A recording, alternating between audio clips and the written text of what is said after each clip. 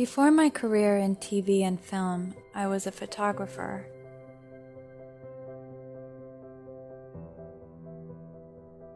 In 1991, I auditioned for LaGuardia Music and Art High School on the Upper West Side, right down the block from Juilliard and behind Lincoln Center. In the 80s, there was a TV series and a movie called Fame that was about the students of the school. It was a different building, I think in Midtown, but it was a good representation, I thought, of teenage native New Yorkers. So I auditioned for both the music and the art programs and was accepted into both. But in the end I had to choose one, so I chose art, and that sent me on the trajectory of darkroom photography, specifically black and white 35mm film. So once I learned the skill of darkroom photography, I took my camera downtown to the Village.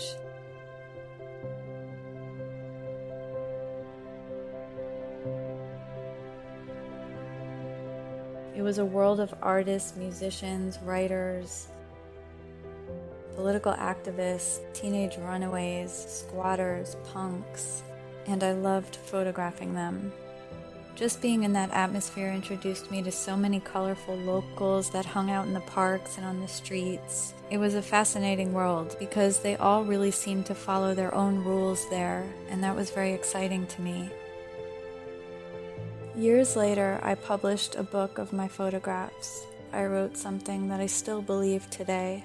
This is what I wrote. People who in some way go against the grain make the most interesting subjects to shoot. They are at once vulnerable and brave because they're always exposed in their communities as outsiders, and yet have the courage to push forward with their beliefs, despite societal, cultural, political, religious, or familial pressures.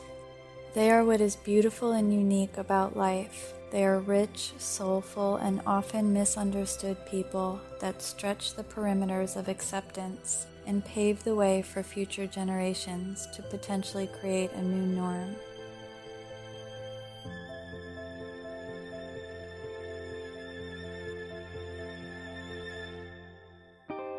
And I was shooting live shows and behind the scenes, backstage at local clubs, mostly women in rock and roll.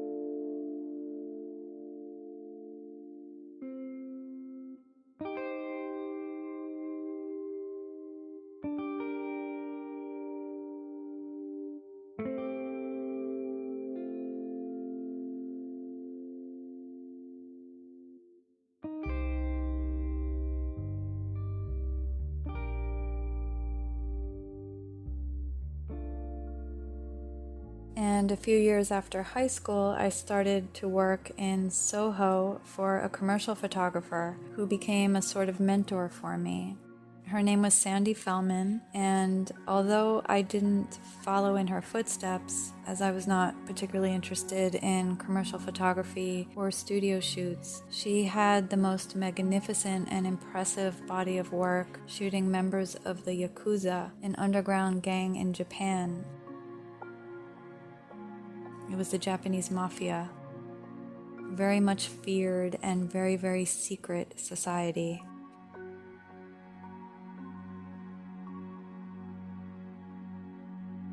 She had an inside look into their world and photographed their full body tattoos. Absolutely gorgeous. All of her work is beautiful.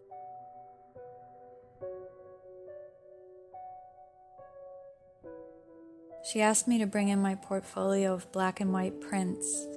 It was she who first told me that my work resembled the photography of Diane Arbus and Nan Goldin.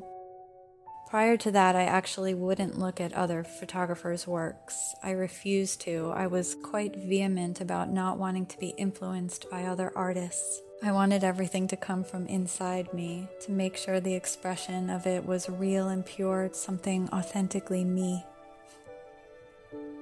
I remember years later I went to an art therapist, and she taught me that every work of art is a self-portrait. And I took that to mean that no matter if it is a painting, a drawing, a piece of music, performance art, a poem, or a photograph. There will always be a part of the artist's subconscious exposed in every work of art they create, and that's why I really didn't want to be influenced.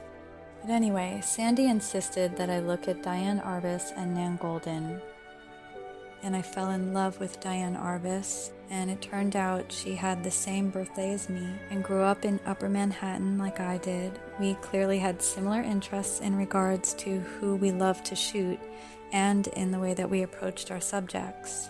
So Sandy was also the one who put me into the School of Visual Arts on 23rd Street and then into ICP, the International Center of Photography on 5th Avenue, where I was teacher assistant for darkroom photography students. I'm truly grateful, forever grateful, for her guidance and support in pushing me forward to the next level. It really gave me that confidence to make my passion into a profession. I was shooting musician album covers and photos for websites and magazines. Musicians, actors, models, performance artists, anything.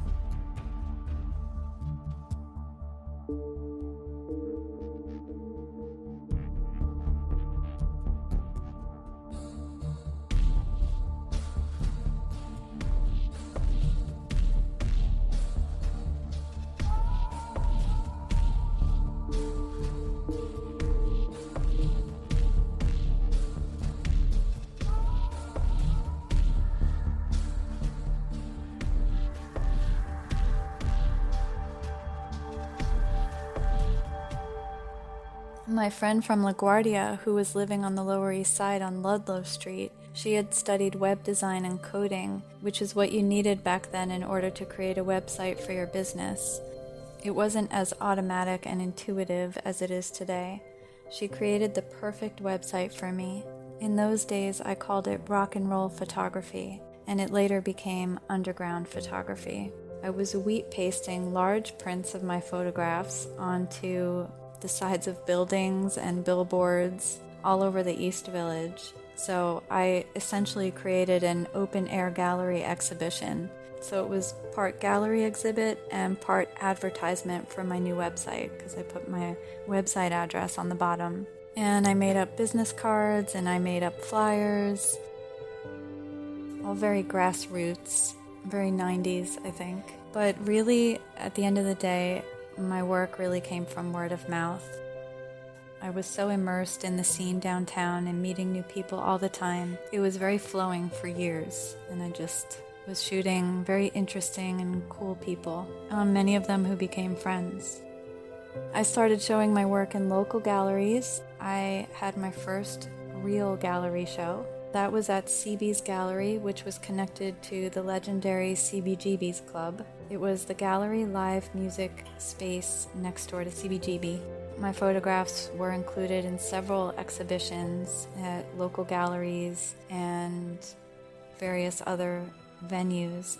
It was important to me to support artist-owned places or local art festivals or just local venues. I was most interested in building community rather than anything else. And although portraits were the most gratifying subjects for me to shoot, I also loved to photograph the movement of performance, not only shooting live bands, but also the performance art of burlesque dancing. That was really exciting as well because it was amazing to play with the light in these moving shots.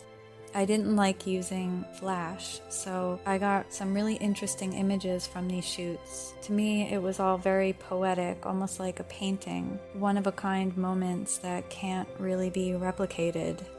So in the early 2000s, the old vaudeville days of burlesque were making a comeback, and my roommate in Brooklyn at the time was a club dancer and a singer in a band, and she started combining these two talents into a burlesque act that became an enormous hit. And I was photographing her blossoming talents all the way to eventually Las Vegas, where she's an even huger hit. So that's Melody Sweets. And so as I was shooting photographs I also started shooting video and became more interested in expanding my still images into the moving image. So I went back to school, and this time with a major in film and TV and a minor in music. And that took me on my path towards television and film.